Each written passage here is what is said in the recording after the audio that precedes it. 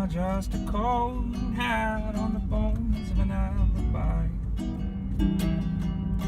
You are only allowed to write one song in your life. You're only ever allowed to write one song before you die. Yes. It will be about... That you can keep on, like, chasing after stuff, but none of it's actually necessarily going to make you happy, but you can just sort of, like, accept that and just be happy with kind of what you have and where you are. I guess basically a song that basically covers what the book of Ecclesiastes does. Ooh, where nice. It's like, I used to think that was a really depressing book, and then I realized its point is, like, you can keep on working and working, but it's not going to make you happy. Mm-hmm. You should just, you know. Yep. It's God that'll make you happy, but part of me is also feeling like, yeah, true that, but it's also like choosing to, like, understand that all of that stuff is empty. And kind of accepting its emptiness and being like, oh, I guess I don't have to keep on doing that anymore. Yeah. You don't! No. Okay, cool. So, if you had to name the song right now, what would you call it? Dag. That's tough. Don't call it Dag. I would not call it Dag.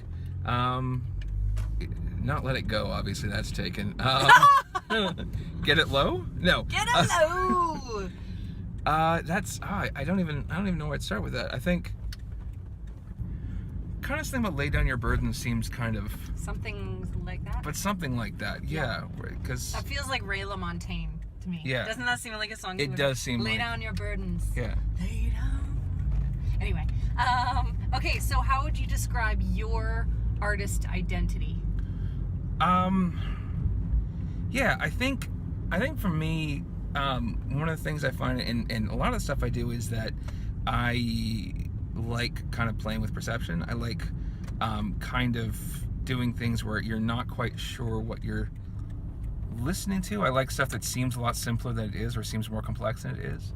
I like kind of... You like deceptive music. Yeah, in a sense, like that has either layers or just is kind of that, like, I like playing simpler than I have to, or playing more complicated than I have to. I like kind of music where it's like if you listen to it a few times, you start hearing more than you meant to. Yes. I made a yeah. I that's how my playing kind of goes, where I sort of layer things like that, and sometimes strip it down to where there's nothing there, or make it all kind of full. But I think that also I like playing with kind of what people see. I made a piece of art for my first anniversary that was of my wife, and it was like a bunch of circles of different radiuses. That. Yeah, and I like the idea that there is, like, I played with a bunch of different resolutions, and there's one resolution where it's completely unrecognizable, and then there's one where it was like, okay, I can tell it's a person. And so, like...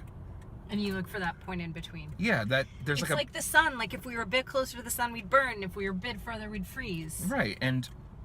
Yeah, exactly. And that idea that there's some point at which it circles and there's some point at which it's beauty. And I think that's with a lot of things where it's like, it's so easy to see, like, even with like poverty or disease or strife or suffering or joy or small pleasures or the banality of life, that it's all, like, if you change your view on it, it can be beautiful. Like, it's all... Sometimes you need to add significance where there is none, and sometimes you need to remove significance where you think there is some. And I think that's kind of all of human life, in a sense. There's a lot of things where I think they're really important, and they're really not. And there's a lot of things that I think are not important that have, like, a lot of beauty to them. Yeah. Well, personally, I'm extremely significant and extremely important, so I might need to be modified. Like, someone might need to remove some of my significance. Like, just sort of, because that just sounds like a lot to carry. Like, oh all day my goodness, long. I'm burdened. How do you manage? Just yeah, it's a struggle. So what about you? What about me? The soul of my art? Yes. Ooh. I haven't thought about my creative identity for a long time. Good heavens. I know, good heavens indeed. Okay, so I consider excellence beautiful. So the pursuit of excellence shows up in all the art that I make. Okay. Why? Oh, because I'm a 1.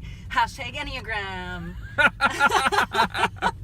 Yeah, and it's beauty, and God really prizes excellence too when he's instructing, how the temple should be built. It's just like everything is like specifications. Mm-hmm. It's like this and no more and no less, and these colors, and he cares so much about the details, and he cares about music being made excellently, and I just think, yeah, I'm not gonna bring less than that, especially when I'm playing music, like leading worship, prepping music for worship like we did tonight. Like there's just there's nothing lazy about it that just doesn't belong. So I love that pursuit of excellence shows up. I also love untold women's stories is huge for me. British culture, fantasy, these are the dice things. These are a few of my favorite things. So when you say fantasy, like fantasy is narrative, what kind of narratives pop up when you think about that? Fairies and Peter Pan and enchanted forests and magical creatures. Yeah. So is it kind of like being taken somewhere, like being able to go to a place and you have a place that is your world that you get to be at? Yes, and like one of my favorite songs is La Vie en Rose, because that idea of like seeing things as more beautiful than they are, or as being transported to a place that is like, it's just beyond reality. It's reality, but a heightened, more lovely version of it. A transcendent reality. Yes, love that. Yeah, absolutely. Okay. Absolutely. Yay, so that's us. That's us. Carpool Takioki. I don't know. Carpool Artfuls? Carpool Art Fools? Yeah, that's the best I could come up with phone-wise. Yeah. Got it. I stepped there. Okay, cool. Well, thanks for talking with me and playing music tonight. Oh, yeah, it was fun. Yay! Oh, play La Vie en Rose, because I mentioned it. Oh my God. I don't know any of the lyrics. No, it's fine. Just play it. It's enough. It's enough.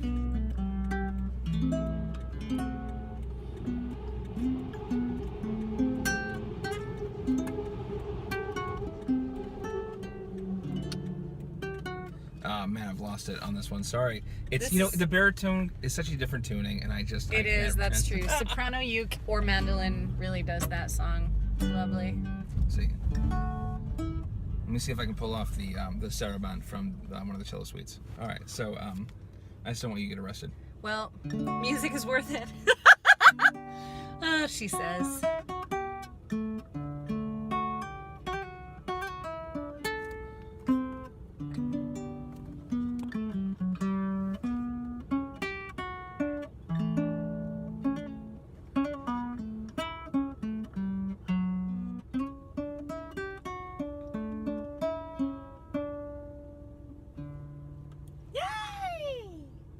Shinness, everyone.